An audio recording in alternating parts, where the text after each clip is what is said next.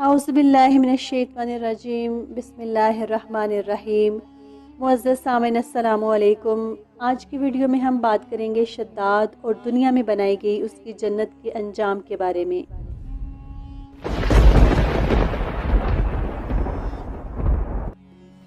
सामीन, कौम आद दुनिया की एक ताकतवर और अजीम कौम गुजरी है जिनकी तरफ हज़रत हूद अलैहिस्सलाम माबूस किए गए थे, लेकिन कौम आद ने उनका इनकार किया और उन पर अजाब नाजिल करके अल्लाह ताला ने उन्हें तबाह कर डाला। कौम आद इरम नाम की बस्ती के रहने वाले थे, इसलिए उन्हें आद इरम भी कहा जाता था। ये इलाका अदन के गिरदोनवा में आबाद था।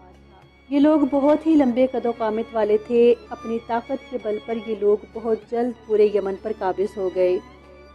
इन पर कई बादशाहों ने हुकूमत की, मगर दो बादशाह ऐसे आए जिनकी हुकूमत अजीम और जाहो जलाल वाली थी, जिनमें से एक का नाम शदीद और दूसरे का नाम शद्दाद था, जो बाई थे, और इन्होंने अपने ज़माने में बेशुमार लश्कर व ख़जाने जमा किए थे। ये दोनों बाई इरम बिन साम, साम बिन नूह की औलाद में से थे। इनकी कुल हुकूमत ओमान, यमन, अदन और शुमाली अरब के इलाकों पर थी।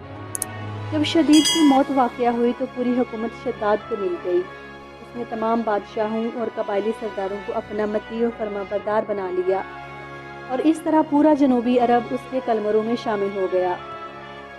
उसने अपनी हुकूमत को अरूज तक पहुंचा दिया। दुनिया के दीगर ममालिक के बादशाह उसके बाजगुजार हो गए। इस तसल्लुत और गलबे ने उसे इतना गरूर और मुतकब्बिर कर दिया कि उसने खुदाई का दावा कर डाला।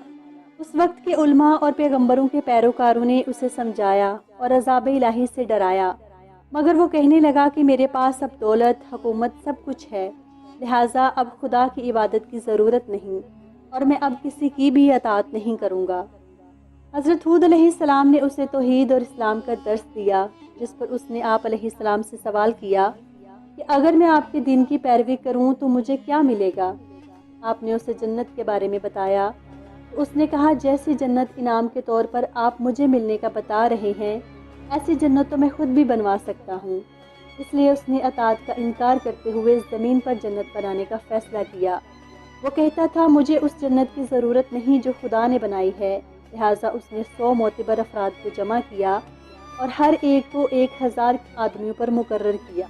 उसने पूरी दुनिया के माहिरीन को अदन आने की दावत दी और अपने बांजे ज़हाक को, जो ईरान का बादशाह था, पैगाम भिजवाया कि जितना सोना चांदी तुम्हारे पास जमा है वो फ़ौरन मेरे पास भेज दो।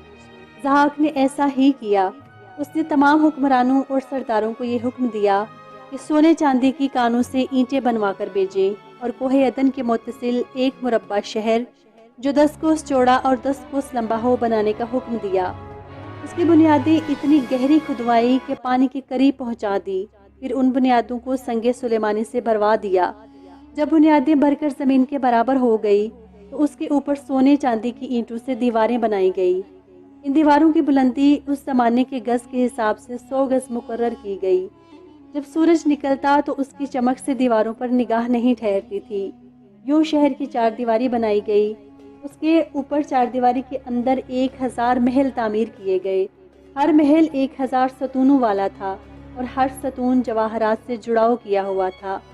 फिर शहर के दरमियान में एक नहर बनवाई गई और हर महल में उस नहर से छोटी छोटी नहरें ले जाई गई।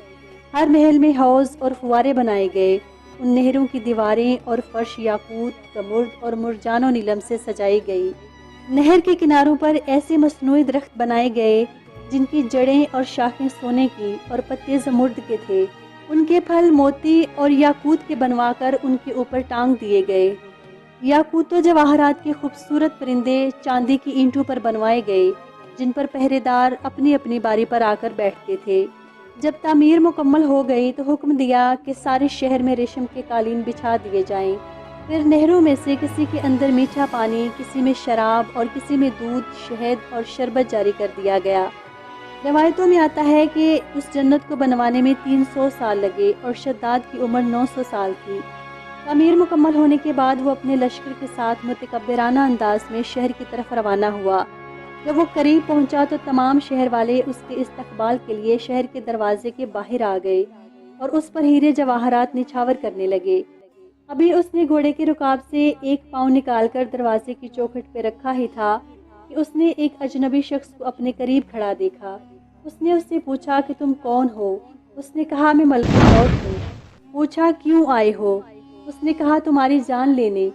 شداد نے کہا مجھ کو اتنی مہلت دو کہ میں اپنی بنائی ہوئی جنت دیکھ لوں۔ جواب ملا مجھ کو حکم نہیں۔ کہا چلو اس قدر ہی فرصت دے دو کہ گھوڑے پر سے اتر آؤں۔ جواب ملا اس کی بھی اجازت نہیں، لہٰذا اس کا ایک پاؤں چوکھٹ پر اور ایک رکاب میں ہی موجود تھا کہ ملک الموت نے اس کی روح قبض کر لی۔ پھر حضرت جبرائیل علیہ السلام نے ایک ہولناک چیخ ماری کہ اسی وقت وہ تمام شہر اپنی عالیشان سجاوٹوں کے ساتھ زمین بوس ہو گیا اور اس کا نام و نشان باقی نہ رہا۔ علماء و مورخین نے کتابوں میں لکھا ہے کہ بادشاہ اور اس کے لشکر کے ہلاک ہو جانے کے بعد وہ شہر بھی لوگوں کی نگاہوں سے اوجھل کر دیا گیا، مگر کبھی کبھی رات کے وقت عدن اور اس کے ارد گرد کے لوگوں کو اس کی کچھ روشنی اور جھلک نظر آ جاتی ہے۔ یہ روشنی اس شہر کی دیوار کی ہے۔